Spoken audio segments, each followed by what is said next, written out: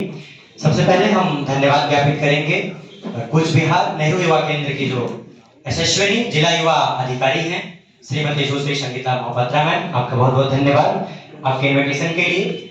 मुझे बंगाली नहीं आती है, मुझे हिंदी और इंग्लिश आता है सर, और आपने सर बहुत अच्छी बात कही कि बंगाली में मैं बहुत कंफर्ट हूँ। निश्चित रूप से अंग्रेजी को हम जरूरत से बोलते हैं पर अपनी मातृभाषा को हम मोहब्बत से बोलते हैं, तो ये मोहब्बत दिखता है हमारी भाषा के प्रति।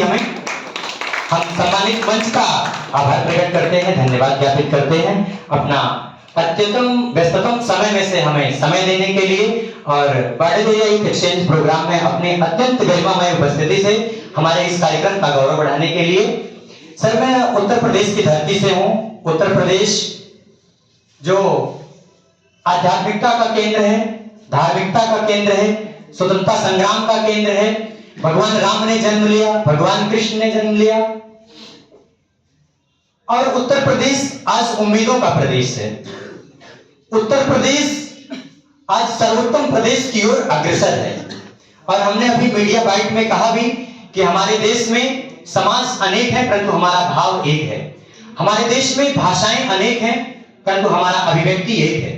हमारे रास्ते अनेक हो सकते हैं लेकिन हमारा मंजिल एक है, और वो विकसित भारत का मंजिल है जो माननीय प्रधानमंत्री जी का सपना है। और उस सपने को पूरा करने के लिए जब हम सभी युवा एक साथ आएंगे तभी वो हमारा सपना पूरा होगा।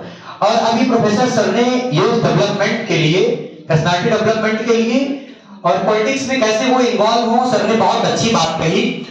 मैं विभिन्न मंचों पर युवाओं को विभिन्न परिभाषाओं से परिभाषित करता हूं। हम जब कठोपनिषद का अध्ययन करते हैं, उपनिषदों में एक नाम है कठोपनिषद। कठोपनिषद में युवा की परिभाषा आती है कि जिसकी ऊर्जा अक्षुण्ण, जिसका यश अक्षय, जिसका जीवन अंतहीन, जिसका पराक्रम अपराजेय, जिसकी आस्था अडिग और विश्वास अटल होता है, वो युवा होता है, वो युवा होता है। तो हमारी भारतीय संस्कृति में युवा उम्र से नहीं होता है।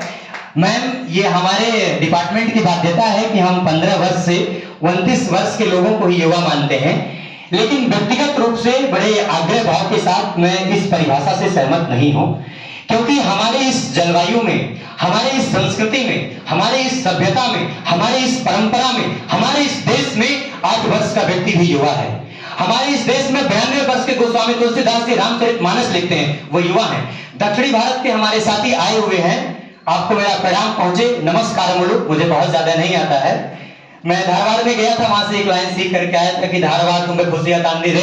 धारवाड़ में आकर के बहुत अच्छा लगा। उम्मीद करता हूं कूच बिहार में भी आकर के आपको बहुत अच्छा लगा होगा।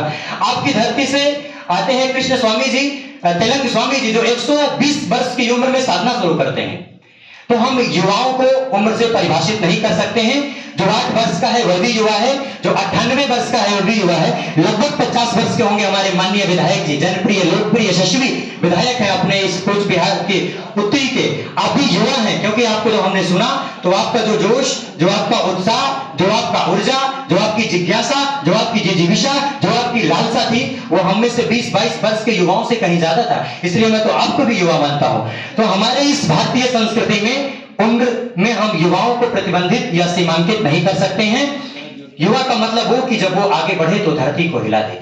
युवा का मतलब वो कि जो चट्टानों को काट करके रास्ता बना दे। युवा का मतलब वो जब वो आगे बढ़े तो आसमान में सुराग कर दे। युवा का मतलब वो जो पानी की तरह बहना जानता हो। युवा का मतलब वो जो आग की तरह तपना जानता हो। युवा का मतलब वो कि जो विषम परिस्थितियों में से भी अनुकूलता को ढूंढ ले। तो हम सभी युवा हैं इस परिभाषा के अनुसार। जितने हमारे सम्मानित मंच है, आप भी युवा हैं। और मैं अपनी चंद पंक्तियों के साथ अपने बारे को विराम दूंगा। मुझे बहुत ज्यादा नहीं बोलना चाहिए, लेकिन आदत में ये शामिल हो चुका है कि ख्वाहिशों के फूल यूं ही नहीं गिरते हैं झोली में। ख्वाहिशों के फूल यूं ही नहीं गिरते हैं झोली में। अपने अपने कर्मों की साख को हिलाना होगा और अंधेरों को कोसने से कुछ नहीं होगा। हमारे पास तमाम बहाने होते हैं कि हमारे पास ये नहीं है, नहीं तो हम ये कर लेते। हमारे पास वो नहीं है, नहीं तो हम वो कर लेते। लेकिन अंधेरों को कोसने से कुछ नहीं होगा। अपने अपने हिस्से का दिया स्वयं जलाना होगा, स्वयं जलाना होगा। तो हमें उम्मीद है कि इस कार्यक्रम के बाद हम सभी अपने अपने हिस्से का दीपक बनेंगे। और मैं अपने अतिथियों का एक बार पुनः हार्दिक स्वागत, अभिनंदन एवं वंदन करता हूं और इसी के साथ अपने बारे को विराम देता हूं। भारत माता की जय। ये आवाज भारत के युवाओं की आवाज नहीं हो सकती है। भारत देश इसीलिए जाना जाता है कि जब स्वामी विवेकानंद जी शिकागो सम्मेलन में 1893 में जाते हैं और अपने चेयर से उठ करके डायस पर पहुंचते हैं, तो स्वामी विवेकानंद अकेले नहीं पहुंचते, उनके साथ में भारत के 5000 वर्षों का आध्यात्म पहुंचता है। भारत के 5000 वर्षों का समृद्ध संस्कृति, इतिहास, परंपरा, वैभव, यह कीर्ति पहुंचती है। और जब उनके मुख से मां सरस्वती के आशीर्वाद से पहला शब्द प्रस्फुटित होता है, my dear brothers and sisters of America, तो वो यूरोपवासी असंकित होते हैं और 2 मिनट तक वो हॉल तालियों से गूंजता है। तो मैं वो भारत के युवा की आवाज देखना चाहता हूं। भारत माता की जय! भारत माता की जय! बहुत बहुत धन्यवाद। जय हिंद। हमारे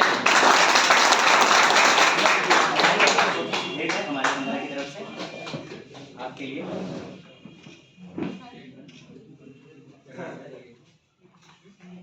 ये सर डायरी है, जो हमारी यादें होंगी सर, इसमें आप नोट करिएगा हमारे कार्यक्रम का, जो हम आपके लिए छोड़ पाए होंगे अमित साहब अपने इस कार्यक्रम में। Thank you sir. धन्यवाद अमरेश दुबे जी। तो हम लोगों